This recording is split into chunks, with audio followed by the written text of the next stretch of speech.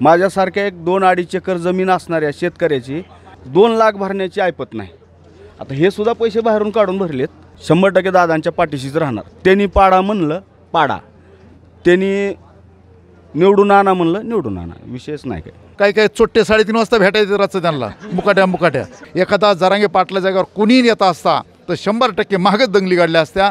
कुणीही बसलं तर सगळ्या जगाला माहिती आहे मराठ्याचा नाही तर एकच आहे जरांगे पाटील। हा लढा ओबीसीच्या विरोधाचा नाही, मराठ्याच्या प्रस्थापित नेते सुद्धा विरोध। जरांगे पाटील यांचं उपोषण पुन्हा एकदा सुरू झालेलं आहे आणि एक कुटुंब, एक विद्यार्थी आणि त्याचे पालक असं मनोज जरांगे पाटलांना भेटण्यासाठी या ठिकाणी आलेलं आहे। तर नेमका काय विषय आपण त्यांच्याकडनं जाणून घेऊया। दादा, काय विषय आहे तुमचा? तुम्ही काय म्हणून भेट कधी येण्यासाठी आला? आम्हाला हे जे ॲडमिशन आम्ही SCBC मधून घेतलेलं आहे, हे जरांगे दादामुळं आपल्याला जरांगे आम्हाला आरक्षण मिळालेलं आहे। त्यांचा मुद्दा आहे त्यांना म्हणजे ओबीसीतून पाहिजे, पण त्यांनाही माहीत आहे SCBC मधून आरक्षण टिकत नाही। पण आज जो आम्हाला हा फायदा झाला आहे, याला 1,90,000 रुपये आम्हाला या ॲडमिशनसाठी लागत होते। पण हे ॲडमिशन झालं आहे, तुम्हाला दाखवतो समोर, 95,250 मध्ये। माझ्यासारख्या एक 2-2.5 एकर जमीन असणाऱ्या शेतकऱ्याची 2 लाख भरण्याची ऐपत नाही। आता हे सुद्धा पैसे बाहेरून काढून भरलेत, पण ते हे दादांमुळं मी 50% मध्ये आलो आहे। मला दादांचा अभिमान आहे आणि मी कायम दादांच्या पाठीमागे उभं राहील। आम्हाला कुठलाही समजा काय आमचं ते तुमचं BJP असेल, काँग्रेस असेल, राष्ट्रवादी असेल, कुठलाही आमदार आम्हाला सांगायला आला की बाबा हे दादांचा का जो काही लढा आहे तो चूक आहे किंवा बरोबर आहे, आम्हाला माहीत आहे तो बरोबर आहे। आम्ही कुणाचंच ऐकणार नाही, दादा सांगतील तेच आम्ही ऐकणार इथून पुढं। मनोज दादा जरांगे पाटलांच्या लढ्याचं एक यशाचं एक मूर्तिमंत उदाहरण म्हणून हे कुटुंब आज आपल्यासमोर आहे। जर हे आंदोलन झालं नसतं किंवा हा लढा उभा राहिला नसता तर मुलाचा ॲडमिशन झाला असतं असं वाटतं? नाही, कारण तो नंबरसुद्धा SCBC मधून लागलेला आहे कमी मार्काला। आणि ॲडमिशनला आता माझे ह्याच्यापेक्षा आणखीन एक 4-4.5 लाख रुपये जास्त गेले असते। 4 वर्षाचं म्हणजे पूर्ण खर्च आता माझं हे 4 लाखामध्ये होणार आहे, याच्यापेक्षा जास्त खर्च गेला असता आणखीन। पण तेवढा खर्च भरण्याची किंवा तेवढी फीस भरण्याची तुमची ऐपत आहे असं वाटतं का? 110% आमची ऐपत नाही, आम्ही हे करूच शकलो नसतो। पण दादांमुळं आता हे घडलेलं आहे, त्यांचे आशीर्वाद आमच्या पाठीशी आहेत।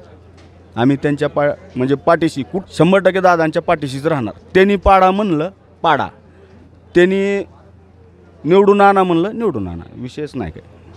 पण हे ॲडमिशन झाल्यानंतर काय भावना आहेत आज? माझ्या डोळ्यात पाणी होतं, ते मी पैसेच भरू शकत नव्हतो, पैसे भरूच शकत नव्हतो। दादांमुळं ही कुठंतरी सोनं वगैरे घरचं ठेवून आता ही एवढं तरी झालं आहे आपलं।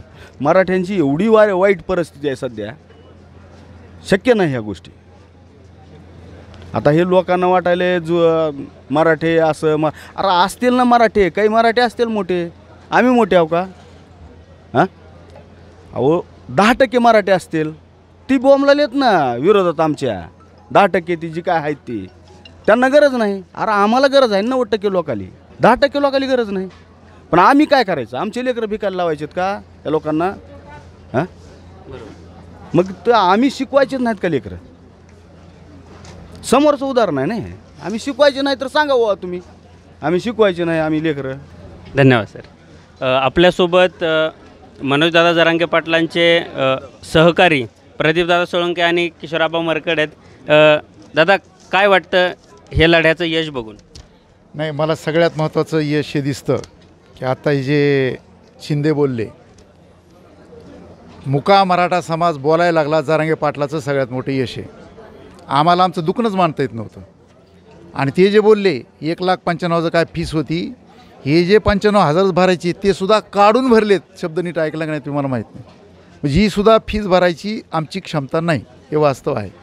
म्हणून गरजवंत लढ्यासाठी जरांगे पाटलांनी जे काम केलेलं आहे त्याची नोंद म्हणजे शिंदेसारखी माणसं जी मुख्य होते मराठा समाज तो बोलायला लागला। आणि सगळ्यात महत्त्वाचं एक महत्त्वाचा मुद्दा घ्या की जो आहेरे समाज आहे 10% ते बोलत होते, या लोकांनी अजूनसुद्धा नाहीरे समाजासाठी मराठ्यांनी सहकार्य करावं। आजकाल आमच्या मतावरती मोठे झाले पण आमच्याकडे दुर्लक्ष करीत होते। हा गरजवंत मराठ्यांचा लढा जरांगे पाटलांनी उभा केलेला आहे आणि म्हणून जो उपोषणाचा हत्यार खरं तर मराठा समाज लढवही जाते, आम्हाला लढायचं कोणी सांगायची गरज नाही. आमचं आयुष्य गेलं पिण्यापिण्या शस्त्र हातात घेण्यात. पण लोकशाहीच्या काळामध्ये शस्त्र चालत नसतं. घटनेच्या 19 कलमानुसार आम्हाला विना शस्त्र शांततेनं एकत्र येण्याचा अधिकार दिला आहे. तो लाखोच्या मोर्चाने एकत्र होऊन समाजाने एकत्र येऊन दाखविलेला आहे. पण ही लाखोचा समाज होऊनही एकत्र येऊन ही गेंड्याच्या कातडीचं सरकार दुर्लक्ष करीत असेल तर मग शेवटी जो संत तुकाराम महाराजांनी उपोषणाचं हत्यार उपसलं होतं, जे म्हणत होते बरे झालो देवा कुणबी केलो, त्यांनीसुद्धा गाथा बुडीनंतर उपोषणाचं हत्यार उपसलं होतं. तेच उपोषणाचं हत्यार नाविलाजानं जरांगे पाटलावर उभारावं लागले. जरांगे पाटील उपोषणाला बसले, ती एकटे बसले नाहीत, अख्खा जगातला मराठा समाज उपोषणाला बसलेले अगोदर समजून घ्यावं. आणि हे जे बोलत होते आता ECBC हे मागितलेलं नाही आरक्षण, ही मलमपट्टी केली सरकारनं. EWS तुम्हीच घालवलं, आम्ही घालवलं काय? आमची मागणी जरांगे पाटलाची 50%च्या आत आहे. पण ही मलमपट्टी केली तिचासुद्धा जरांगे पाटलामुळं शिंदेसारख्या पालकांना फायदा झाला महत्त्वाची. पण ही मागणी जरांगे पाटलाची नाही, हा मुद्दा नीट समजून घ्या. आमची मागणी 50%च्या आत टिकणारं आरक्षण आम्हाला पाहिजे, कायद्यात बसणारं आरक्षण पाहिजे, ही जरांगे पाटलाची मागणी आहे. म्हणून जरांगे पाटील राजकीय नाही आहेत. मराठ्याला राजकारण शिकवायची गरज नाही. मराठीचं पोरगं जन्मलं तर तिकीट आणि निवडणूक म्हणून फायदा होतो, त्याला राजकारण शिकवायची गरज नाही. उलट जरांगे पाटलाचे आभार मानतो की अजून ते मैदानात राजकारणाच्या उतरले नाही आहेत. कोणत्याही पक्षाला त्यांनी विरोध केला नाही. त्यावेळेस फक्त पाडा म्हणले. लोकांना विचारलं कोणाला पाडा, तुम्हाला नाव सांगितलं पक्षाचं, लोक म्हणले नाही. मग कळलं का? म्हणले कळलं, ह्याला म्हणतात अंडर करंट. बरं कोणाला निवडून द्या म्हणले का? म्हणले अजिबात नाही. कळलं का? लोक म्हणले कळलं, कार्यक्रमच केला. म्हणजे काँग्रेसवाले चिमटी घेऊन बघत आहेत आम्ही 14 कशी निवडून आलो. आणि दलिंद्रे अजून जरांगे पाटलाचं नाव घेत नाहीत महाविकास आघाडी, हे दुर्दैव आहे. म्हणजे ह्यांच्या जीवावर निवडून आले लोक अजूनही यांचे नेते नाव घ्यायला तयार नाहीत. हे म्हणजे हे बी गँडेच कातडीचे लोक आहेत ना. म्हणून सरकार पंचाचं असो छक्क्याचं असो मराठ्याला काहीच फरक पडलेला नाही आहे. म्हणून मराठा समाजाचं दुखणं जरांगे पाटलाच्या रूपानं समाजासमोर व्यक्त होते. जर हे लवकर प्रश्न मिटला नाही तर महाराष्ट्र चिघळायला वेळ लागणार नाही. म्हणून माझी विनंती आहे, अजूनही मराठ्यांनी संयम राखलेला आहे. एखादा जरांगे पाटला जागेवर कुणीही येत असता तर 100% मागच दंगली काढल्या असत्या. म्हणून समाजाच्या वतीने आम्ही जरांगे पाटलाचे आभार मानतो की जरांगे पाटलांनी मराठ्याला शांत ठेवले आणि संयमानं ठेवले. त्याच्यामुळे हा महाराष्ट्र शांत आहे. शांततेच्या मार्गाने आंदोलन सुरू आहे. ही जो लवकरच निवडणुकीची आचारसंहिता लागणार आहे, ती नाटकं सरकारनं करायची नाही. त्याच्या आत त्यांनी हा प्रश्न मिटवावा. नसता राजकीय दुष्परिणाम भोगायला सर्व पक्षांनी तयार राहावं असं आमचं मत आहे. दादा याला एक सप्लिमेंटरी क्वेश्चन आहे. तुम्ही आता याला मलमपट्टी बोलले, पण मलमपट्टी जर एवढी असेल तर ऑपरेशन कसं असेल हा एक मुद्दा आहेच.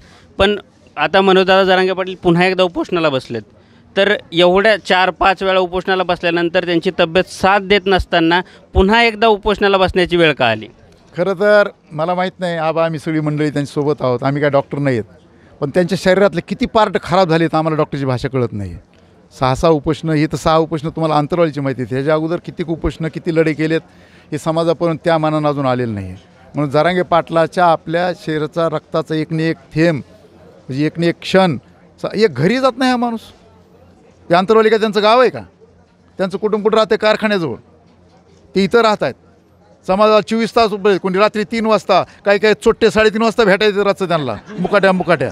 डर जरुरी आहे. जरांगे पाटलाच्या वतीने हा डर निर्माण झाला आहे महत्त्वाचं. 3:30ला व्हाया चोट्ट्याला यावं लागतं भेटायला. म्हणून ही जे जरांगे पाटली पूर्ण वेळ समाज अशा नेत्याला शोधत होता जो सर्वसामान्य आहे, गरजवंत आहे, ज्याला निस्वार्थी आहे, त्याचा त्याग आहे. गेली 20 वर्षे या माणसानं त्याग केलेला आहे आणि आपल्या कुटुंबापासून दूर राहतो. म्हणून मराठ्यामध्ये असं नेतृत्व अनेक वर्षानंतर निर्माण झालेलं आहे. म्हणून समाज ह्यांचे कितीही नावं ठेवण्याचा प्रयत्न, कितीही बदनाम करण्याचा प्रयत्न करू द्या, कारण माझा देवावर विश्वास नाही, नशिबावर विश्वास नाही. पण जरांगे पाटलावर काही संकट आलं की त्यांच्या 100 हत्तीचं बळ येतं आणि ते संकटाचं उधळून लावतात आणि समाजही त्यांच्या मागे ताकदीने उभा राहतो. म्हणून ही नाटकं नुटकं चाबरे चुबरे हे उभा करण्याचे जे धंदे आहेत हे समाजाला सगळे कळलेले आहेत. समाज शांत आहे, लांबून बघतो. माझी बारकी नातसुद्धा म्हणती जरांगे पाटील माझा आहे. काय हाणूगाव घरी माझी नात बारकीमध्ये जरांगे पाटील माझा आहे. म्हणजे माझी जिला बोलता येत नाही ती नात जर जरांगे पाटील माझा म्हणत असेल, ती सर्वसामान्य समाज आहे, न बोलणारा समाज आहे, तो बोलायला लागला. हे जरांगे पाटलाचं सगळ्यात मोठं यश आहे. आणि या माणसाच्या खिशात 1 रुपया नसताना एवढं आंदोलन हा उभा करतो हे समाजाचं, आमच्या सर्व समाजाचं प्रतिनिधी जरांगे पाटलाकडे आम्ही पाहतो आहे. जरांगे पाटील आमचे प्रतिनिधी आहेत, आमचा नेता आहे, आमचा चेहरा आहे. म्हणून त्यांना जर काही झालं, कारण आमरण उपोषण त्यांना शेवटचं प्रांतिक म्हणतात, बरोबर आबा, म्हणून त्यांना जर काही झालं तर महाराष्ट्र कोणालाही माफ करणार नाही. म्हणून सरकारनं तात्काळ नोंद घ्यावी आणि ह्या उपोषणाची दखल घेऊन त्यांच्या ज्या मागण्या आहेत, मोजक्या मागण्या आहेत, त्या मागण्या त्यांनी मान्य कराव्यात. ज्या सरकारनं मान्य केलेल्या मागण्या आहेत त्याची फक्त अंमलबजावणी करावी ही अपेक्षा आहे आमची. दादा, शेवटचा प्रश्न. जरांगे पाटलांचं उपोषण सुरू आहे, त्यांच्या लढ्याला यश पण मिळतं आहे. संभाजीनगरला एक वेगळं आंदोलन सुरू आहे, त्याबद्दल काय सांगाल? नाही, जरांगे पाटील त्याच्यावर बोललेत की या लोकशाहीमध्ये कोणालाही उपोषण करण्याचा, मागण्या मांडण्याचा अधिकार आहे, पण ते सरकारच्या वतीनं नसावं. आता मी तर काय तिथं गेलो नाही, मला माहीत नाही, पण मला जे फेसबुकवर व्हॉट्सअप दिसलं ते कुठल्या तरी पक्षाचे पदाधिकारी होते, येऊन तेव्हा काहीतरी. पण असं जर असेल आणि मग का गुंडाळलं लवकर? म्हणजे तिथं जे सोडायला आले लवकर लवकर राव माझ्या विमानाची वेळ झाली म्हणजे काय मॅनेज होतं काय सगळे? असं बी लोकांना वाटतं ना.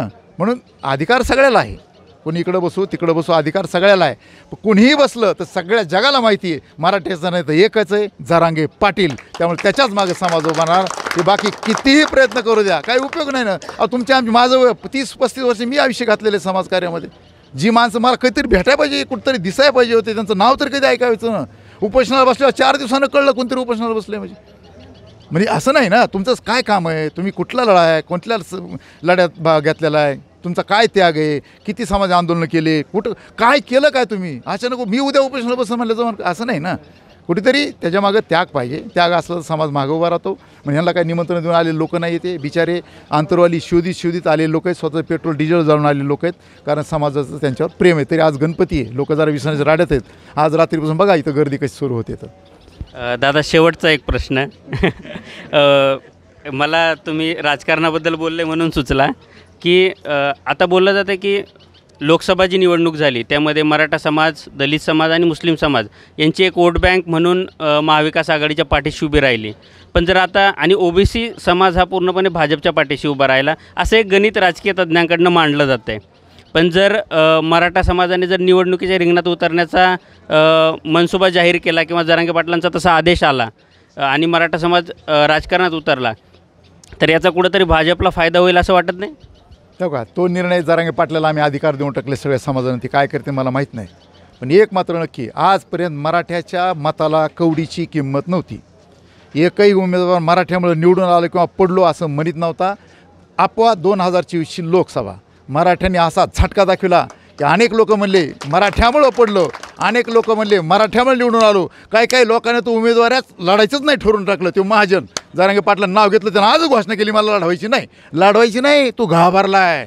डर जरुरी, जरांगे पाटलाचा झटका येऊ म्हणून ज्या 113 काहीतरी त्यांनी घोषित केलेत उमेदवार ज्यांना पाडायचे म्हणून, त्यांची यादी मला माहीत नाही, ते सांगतील कोणती यादी. पण आम्हाला बरेच 10-5 नाव तर आम्हाला 100% माहिती आहेत. त्याच्यामुळं या 113 लोकांचा तर कार्यक्रम होणारच आहे. ते कारण आणि ते सगळे ओबीसी नाही आहेत हे समजून घ्या.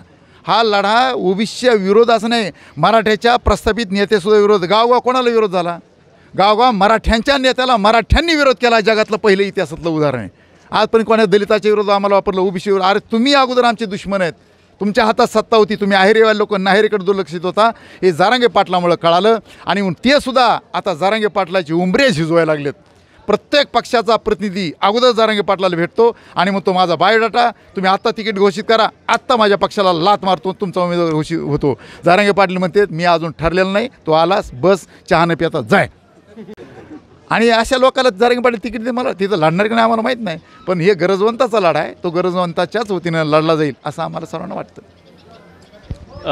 तर ह्या बोलक्या प्रतिक्रिया होत्या. जरांगे पाटलांच्या आंदोलनाला कशाप्रकारे यश मिळतं आहे आणि हा संघर्ष ओबीसींच्या विरोधात नाही आहे तर प्रस्थापित मराठ्यांच्या विरोधात असलेला विस्थापित मराठ्यांचा संघर्ष आहे असं दादांचं म्हणणं आहे. आमचा हा व्हिडिओ आवडला असेल तर व्हिडिओला लाईक करा, चॅनलला सबस्क्राईब करा आणि बेल आयकॉन दाबायला विसरू नका.